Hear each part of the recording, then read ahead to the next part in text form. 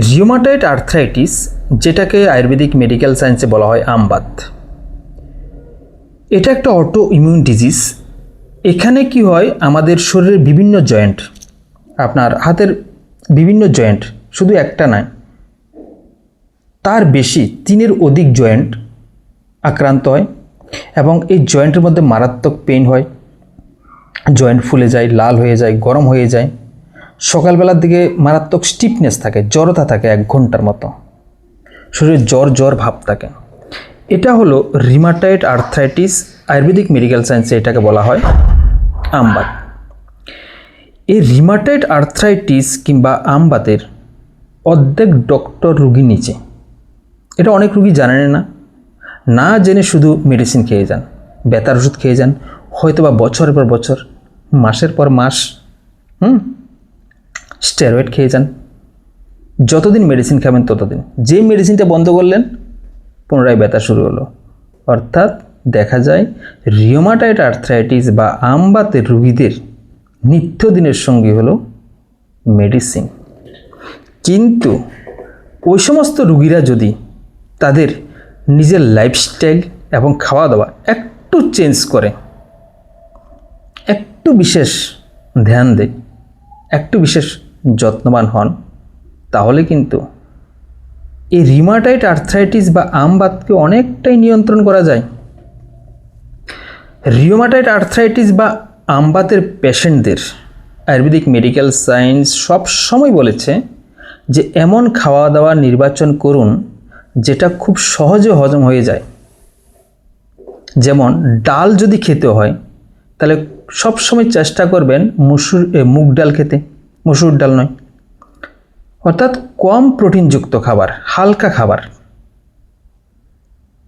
ঠিক আছে।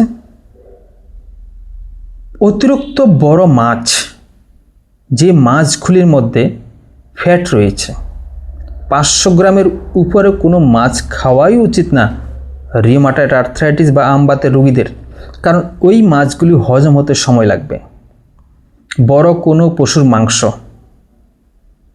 পাটার মাংস, শূকরের মাংস, গরুর মাংস, পোলট্রি মুরগির মাংস কখনোই খাওয়া উচিত না, কারণ এই খাবারগুলো আপনার হজম হতে সময় লাগবে। আর যখনই হজম হতে সময় বেশি লাগবে তখন কিন্তু শরীরে বাত হু হু করে বেড়ে যাবে। রিউমাটয়েড আর্থ্রাইটিসের পেশেন্টদের সবসময় এটা ধ্যান রাখতে হবে যেন খাবার থালিতে পুরোপুরি একদম ফুল না থাকে, একটু কম থাকে। পেট ভরে খাওয়ার কোনো দিন দরকার নেই, অল্প জায়গা খালি রাখবেন পেটের এবং চেষ্টা করবেন ওই খাবারগুলি খেতে যেগুলি আপনার খুব তাড়াতাড়ি হজম হবে। যেগুলি খেলে আপনার হজম হয় না সেগুলি কখনোই খাবেন না। যদি দেখা যায় সকালের খাবার আপনি বিকালবেলা হজম হয়নি, তার প্রয়োজনে বিকালবেলা উপবাস করুন, কোনো অসুবিধা নেই, আপনার ব্যথা বাড়বে না, কমবে। যখন পূর্বের খাবার অর্থাৎ আগের যে খাবারটা খেয়েছেন সেটা যখন হজম হয়ে যাবে তখন কিন্তু আপনি গিয়ে আবার খাবেন। এভাবে যদি আপনি মেনে চলেন তাহলে কিন্তু আপনি আপনার বাতের যে ব্যথা সেটাকে কমাতে পারবেন। আর না হলে নিত্যদিন ওই যেটা বললাম ওষুধের সঙ্গে, ওষুধ আপনার ব্যথাটাকে দমিয়ে রাখবে কিন্তু রোগটাকে ঠিক করতে পারবে না। ওকে, তো ওটা ট্রিটমেন্ট নয়, আপনি আপনার নিজের ট্রিটমেন্ট করুন। বিশেষ করে রিউমাটয়েড আর্থ্রাইটিস বা আমবাতের রোগীদের আমি বলছি। তো যে খাবারগুলি আমি বলবো না খেতে, অনেকে বলবেন তাহলে খাবো কি? দেখুন, রোগ হয়ে গেছে, এখন কিছু করার নেই, তাহলে আমাকে একটু যত্নবান হতে হবে। অনেক খাবার আছে যেগুলি খেলে আপনার বাত কমবে, ওই খাবারগুলি খাবেন। যেমন যেটা বললাম, আপনি যে কোনো বড় পশুর মাংস আপনি খাবেন না, যেগুলি আমি বলে দিলাম। যে কোনো বড় মাছ, 500 গ্রামের উপরে কোনো মাছ খাবেন না, তাহলে আপনি ছোটো মাছ খেতে পারছেন। যদি মাংস খেতেই হয় তাহলে দেশি কচি মুরগির মাংস খান, যদি মাংস খেতে হয়। লোড জাতীয় জিনিসগুলো সাধারণত বাত বাড়ায়, সেটা আপনার ভেন্ডি বা ঢেঁড়স হতে পারে, লতি জাতীয় জিনিস হতে পারে, কুমড়োও কিন্তু আবার বাত বাড়ায়। ওকে, দানা শস্য জাতীয় জিনিস যেমন ছোলা, মটর, বাদাম, দই, ডিম বাত বাড়াবে, কম খাবেন। দই আমি খেতে বলি সব জায়গায়, কিন্তু রিউমাটয়েড আর্থ্রাইটিসের ক্ষেত্রে একটু অন্যরকম। রিউমাটয়েড আর্থ্রাইটিসটা দই একটু কম খাবেন, খেলে বাড়বে। আপনারা খেয়াল করে দেখবেন যারা রিউমাটয়েড আর্থ্রাইটিসের পেশেন্ট, আমি যে খাবারগুলির কথা বলছি এগুলি খেলে দেখবেন বাড়বে। তো আরও একটা কথা বলবো, যারা রিউমাটয়েড আর্থ্রাইটিসের পেশেন্ট বা আমবাতের পেশেন্ট এটা নিয়ে কষ্ট পাচ্ছেন, কারণ রিউমাটয়েড আর্থ্রাইটিস বা আমবাতের যারা পেশেন্ট আমরা দেখতে পাই শুধুমাত্র ওরাই জানি কষ্টটা কী। সকালবেলা যে কি মারাত্মক পেইন থাকে, রাত্রিবেলা শুতে পারেন না। তো আপনারা সবসময় চেষ্টা করবেন যে খাবারগুলি খেলে আপনাদের ব্যথা বাড়ে সেগুলিকে আপনারা একটু কম খাবেন। আর রিউমাটয়েড আর্থ্রাইটিস বা আমবাতের পেশেন্টরা তাহলে কোন খাবারগুলি বেশি খাবেন? যেগুলি খুব তাড়াতাড়ি হজম হয়ে যায়। আপনারা মুগ ডালে খিচুড়ি খেতে পারেন, সাজনা পাতা, সাজনা ডাঁটা রোজ খান, যেটা আপনার বাত কমাতে সক্ষম। 1 কোয়া রসুন পাওয়া যায়, আপনারা অনেকে জানেন বা জানেন না। 1 কোয়া রসুন, প্রতিদিন 2টো করে রসুন সকালবেলা খান, এটা আপনার হজম শক্তি বাড়াবে। ঠিক আছে। এছাড়া আপনার আজওয়ান পাওয়া যায়, যেটাকে জিরা বলা হয়, আদা। হ্যাঁ, এই খাবারগুলো আপনার কিন্তু শরীরে বাত কমাতে সক্ষম হবে। তো আপনারা ওই খাবারগুলি খান যেগুলি খুব হালকা এবং খুব সহজে আপনি হজম করতে পারবেন।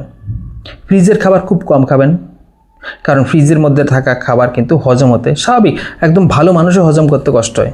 তো রিউমাটয়েড আর্থ্রাইটিস রোগী, ওদের এমনি হজম শক্তি কম, এর উপরে যদি আপনি ভারী খাবার খান, ফ্রিজের খাবার খান, ঠান্ডা খাবার খান, আগের দিনে রান্না করা খাবার খান যেগুলোতে ব্যাকটেরিয়া পড়ে আছে, ওইগুলি আপনি হজম করতে পারবেন না, তাহলে আপনার বাত বাড়বে।